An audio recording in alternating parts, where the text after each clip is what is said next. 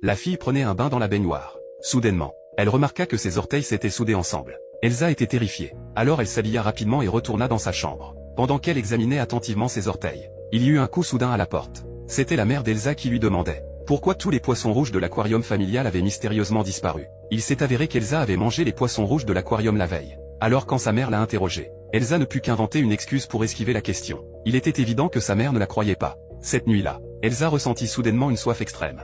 Elle versa une grande quantité de sel marin dans un verre, et le but pour étancher sa soif. Comme Elsa avait récemment eu des réactions étranges dans son corps, elle alla à l'hôpital pour en découvrir la raison. Le médecin lui dit que c'était juste une condition congénitale appelée syndactylie. Cela ne présentait aucun danger pour sa santé. Une simple chirurgie pourrait régler le problème.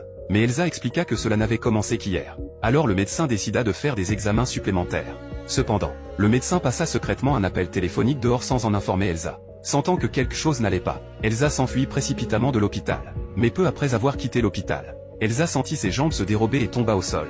De retour chez elle, Elsa tomba sur un album photo. Étrangement, elle feuilleta l'album entier, mais ne trouva aucune photo de sa mère enceinte. Cela amena Elsa à soupçonner qu'elle n'était peut-être pas humaine. Elle confronta alors sa mère pour exiger la vérité. Mais sa mère évita la question, et commença plutôt à parler des études d'Elsa.